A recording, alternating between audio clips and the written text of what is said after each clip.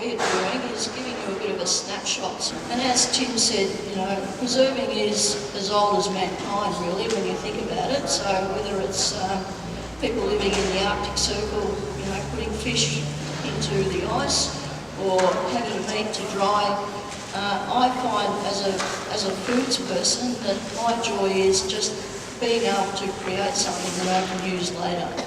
In previous times, of course, during the Depression and things like that, it was a necessity, and that's where a lot of home bottling and things like that started to take off. But now, we look around our neighbourhoods and we see beautiful trees and lots of crops, and what are we going to do with those to actually keep them and use throughout the year? So there's different kinds of fermentation. Some use a specific starter culture, such as sourdough cultures or culture scobies, but others just make use of yeast and bacteria that are on vegetables or fruit or just in the air, and those are called wild fermentation. And you can do them at home. You don't need to have professional equipment or anything like that. And sauerkraut and kimchi are examples of wild fermentation. The organisms that are cultivated during fermentation, such as lactic acid bacteria, they actually dominate the environment and crowd out any other bacteria. And the byproducts of fermentation, being alcohol and organic acids, are also effective preservatives. So it's pretty much the opposite strategy to canning, where we just try to kill everything with heat. We encourage a healthy environment of microorganisms to grow. And most commercial fermented products are heat treated for a more reliable shelf life. That really is one of the things you should do at home. And they can keep for many months under the right conditions, even for years. But I try to see it more of a seasonal thing, so it's my way of ensuring my nutrient intake during the winter. Talking a bit about the health benefits of fermentation. Fermentation in a way pre-digests food, so it makes a lot of nutrients more available to you, and it also creates new nutrients. In many cases, it removes toxins and it just enriches our body's microbial ecosystem, because a more diverse system is more resilient. And especially lactic acid producing bacteria, which are present in kimchi and sauerkraut, are very supportive of digestive health and immune function. And even though they are acidic, many ferments actually have an alkalinizing effect because they make minerals more available. Right. Other benefits, fermentation digests nutrients that otherwise require cooking, so you don't need to cook it. And in many cases you don't need to refrigerate your ferments, so you save fuel. Right, so how would you make a sauerkraut or a kimchi? Well, assuming you have a cabbage, you would chop up that cabbage. It really doesn't matter how you chop it up. Then you salt it. I usually don't measure my salt. I would maybe use about 1 tablespoon per kilogram. And you sprinkle that over your cabbage and you massage it in, and that helps break down the cabbage and it draws moisture out. It also inhibits pectin-consuming bacteria, so it helps your cabbage stay crispy. If you don't want to spend a lot of time massaging your cabbage, you can just let it stand for an hour or two, and that will also draw out the moisture. And you can really adjust the amount of salt you use. If you don't want to use any salt at all, you can use some spices like caraway or celery seeds, or even seaweed. But if you don't use salt, then fermentation will be quicker, so you need to check up on your ferments more often. Once the cabbage is all nice and juicy, you can add some spices. So if you just leave it as it is, that will be a plain sauerkraut. You can at that point turn it into kimchi by adding chili, garlic, onion, ginger, maybe some fish sauce. You can leave any of those out or add some additional thing. Then you pack it all into a crock or a jar. You can use something like this, although that's for kombucha or something of the sort, or cider. What I do, I have a big glass jar. It's a Paulus jar, I believe. It contains about 2 to 3 liters. So I stuff it in there really tightly, because in the end you want all these submerged by juices, because fermentation is an anaerobic process, so you don't have oxygen in there. And I put a smaller jar into the opening and put some rocks and water in the smaller jar, so it weighs it down and puts it on the water. Right after a day, I will then check if everything is submerged. If it's not submerged, I will just press it down again and add some water if needed. and then keep it at roughly room temperature. If it's colder, then fermentation will be slower and the end product will last for longer. And if it's warmer, fermentation will be quicker. And you don't want to be a whole lot warmer than 22, 23 degrees because it'll just be too quick and the product will not last that long. And after a couple of days, I would also try and taste the ferment regularly every day. And once it is at a point where I like it, I would then move it to a considerably colder spot to slow down the fermentation. So once fermentation is started, it won't stop, but you can slow it down considerably. And I usually keep my ferments in the dry goods store that's about 16 degrees throughout the year, and my ferments keep for several months.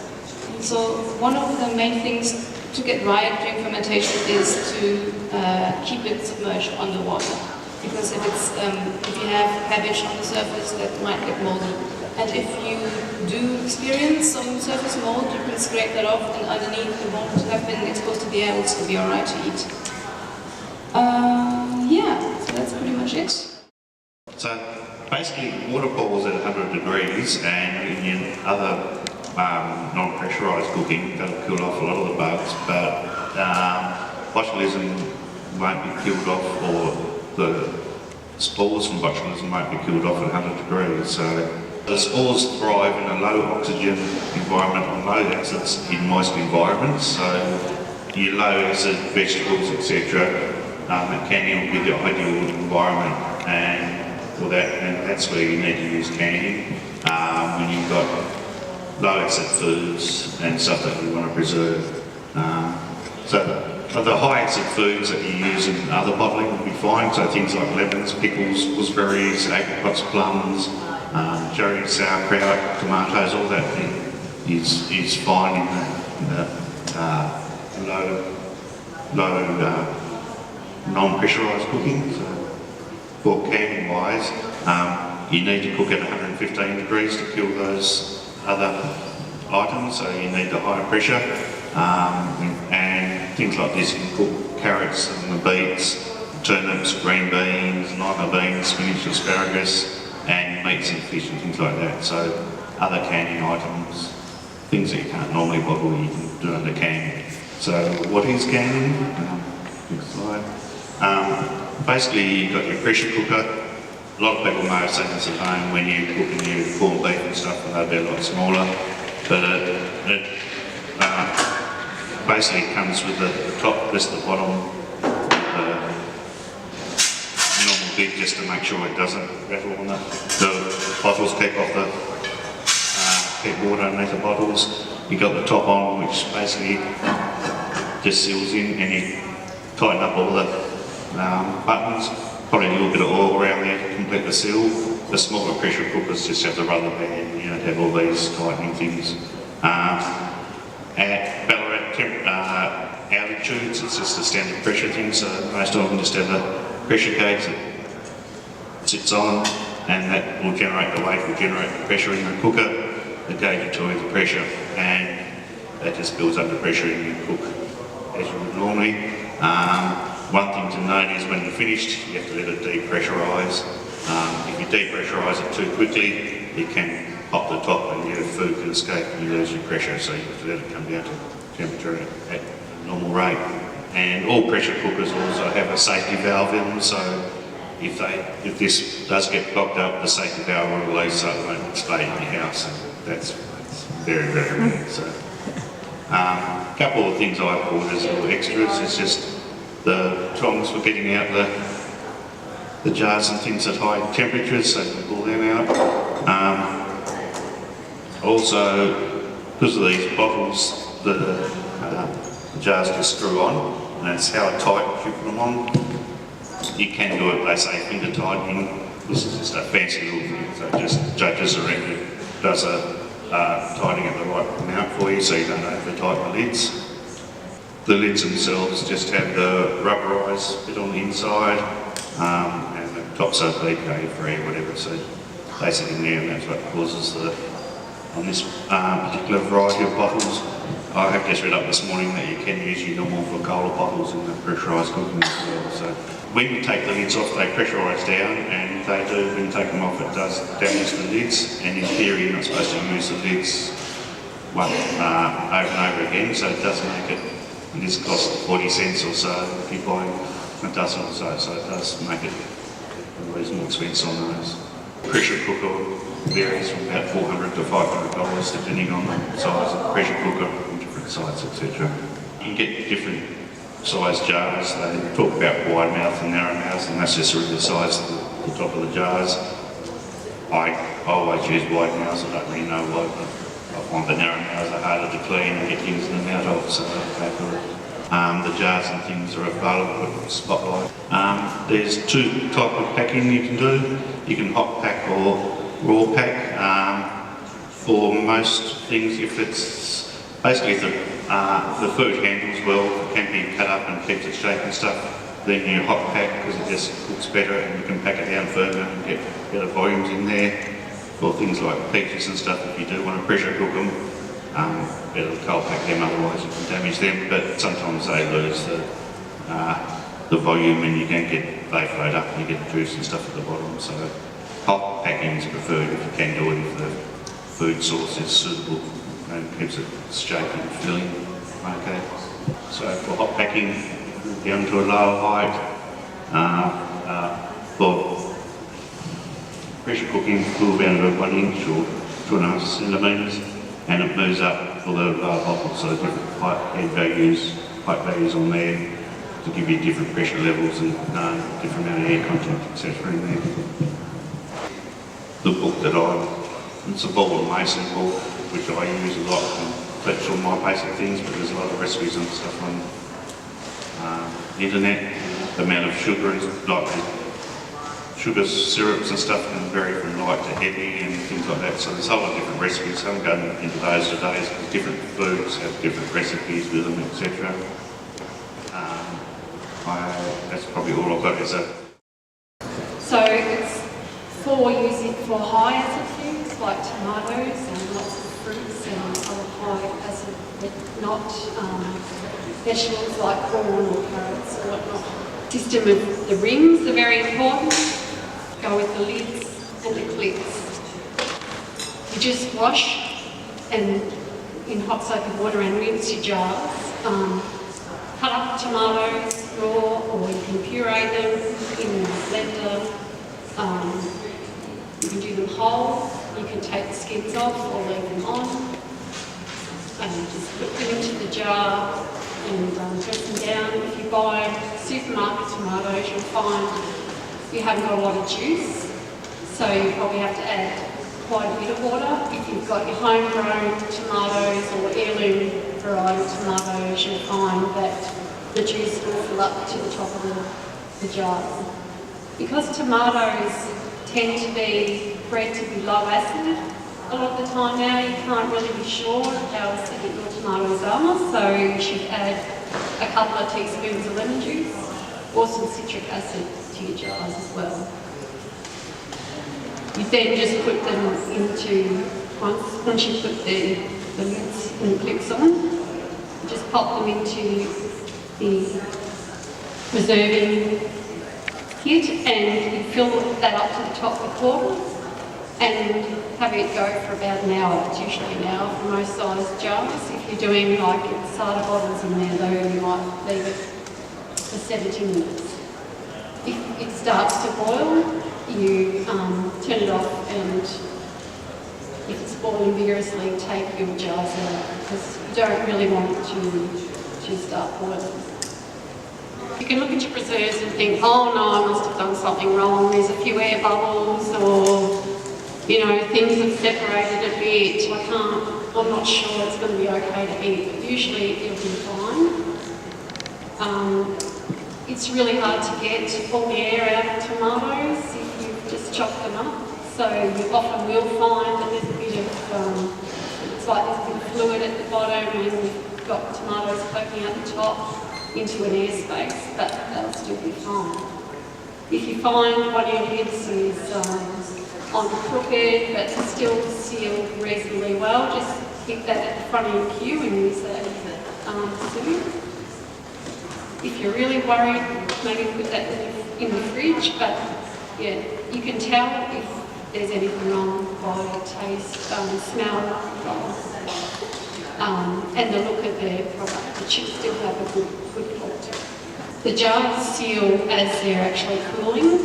Most of us make puree rather than passata, purely because of the quality of the tomatoes. In Italy, they can bring them straight in from their garden and just process them raw. But if you try and put supermarket tomatoes through your muesli or tomato press, it's virtually impossible. It's really hard and really frustrating.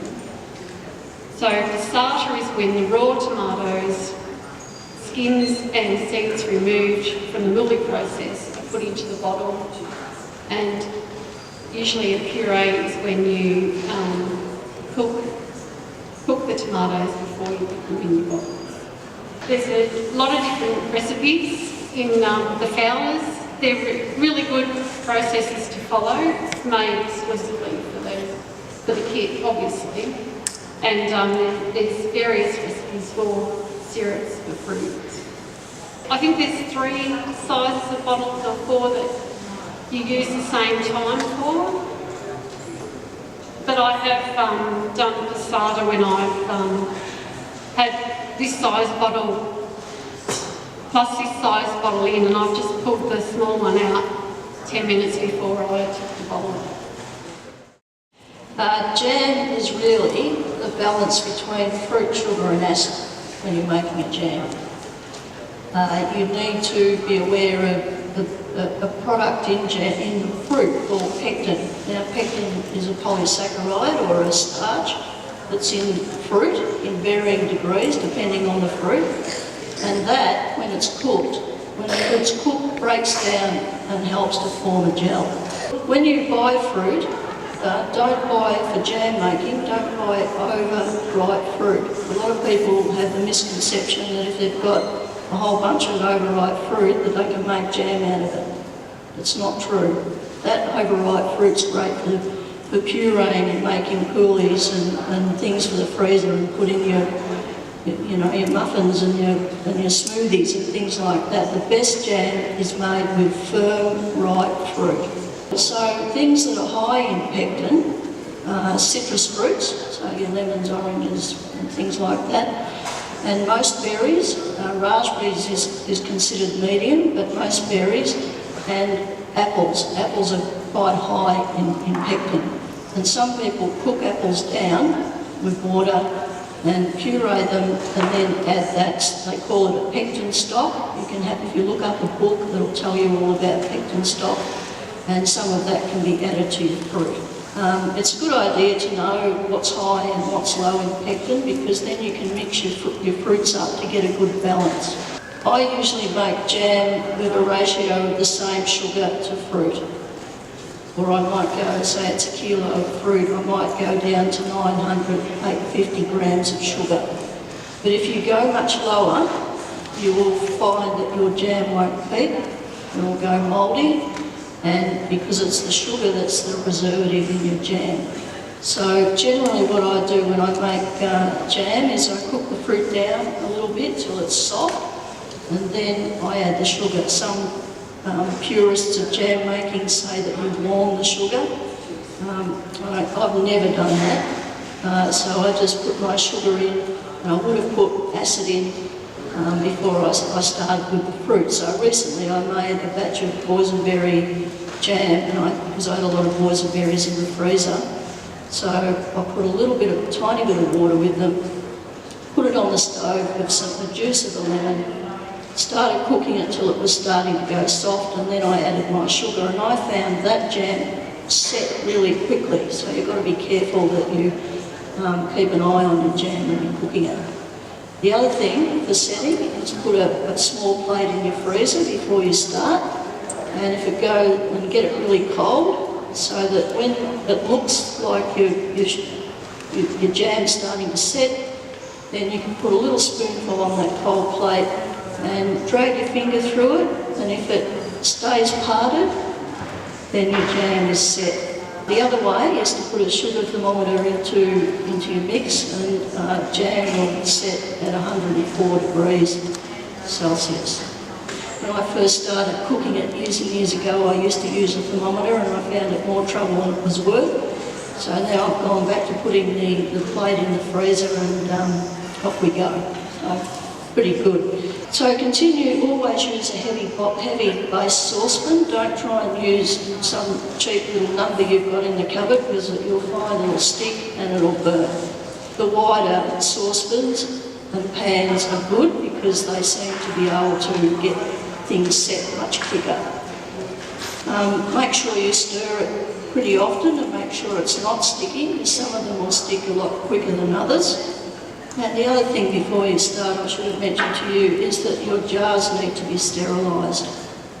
So give your jars a good wash and rinse and drain them and then put them in the oven, upside down. I just put my oven on about 120, that's plenty, and then they'll be ready for bottling when your jam's ready. I never sterilise my lids, I just make sure they're really, really clean. And to dry them, I make sure that sometimes I put them on top of the stove where it's been on and they dry off. I always do my jars before I start. I reckon a good 15-20 minutes is enough, as long as they're dry and they're hot. So we've talked about the temperature, but when the jam's ready, often you'll have a scum around the top. Just skim that off. Some old cooks have told me that you put a knob of butter in and it helps to break up that sort of scummy stuff you've got on top. It works. I don't often do it, but I have done it once or twice. So just turn your stove off, let it settle a bit, and then when it's settled after a couple of minutes, then you can start bottling. So it must be bottled hot into hot jars and then put the lid on. All right. Some people still put wax over their jam. I've never done that. Trying to get it out is a real problem. People put cellophane covers over them. I haven't done that either. And the only time I've ever had mouldy jam is when I've tried to cut my sugar back too much. So you've got to be careful with that. And sugar's not the enemy, guys, either. It's how you use it. All right? Jellies. Some people like making quince jellies and crabapple jellies. And the only difference between that and a jam is that you cook your fruit down with water until it's quite soft, and then you can put your flavourings in then as well if you're doing like quince and vanilla or something like that. And then what you do is you strain it through a jelly bag or a very new clean chucks I've seen people do. So you strain it through and until it's all dripped through. Don't try and squeeze it because what will happen if you squeeze your fruit into that liquid, you'll end up with a cloudy jelly. You can do it if you want to, but that's, the purists say don't squeeze the bag because you'll end up with a cloudy jelly. So once it's dripped through, and I often do that at night, just string it up before I go to bed. And then it's basically equal quantities of sugar to the juice that you get off. And then you cook it as for jam. Okay, your quantities will probably not be as great as jam, but that's the basics behind jellies. Just going back to the pectin, a good idea is to find a book that tells you what pectin levels are in jam so you can actually make combinations. Do a little bit of research. Be careful with the internet. There's some good stuff on there and there's some crap on there. I find the best thing to do is to find someone that makes jam and get some help from them. A grandmother, a mother. The old recipes are much better than anything you're ever going to get off the internet. So a good jam should be set within 15 to 20 minutes. The boysenberry I made, it was done in 10 minutes.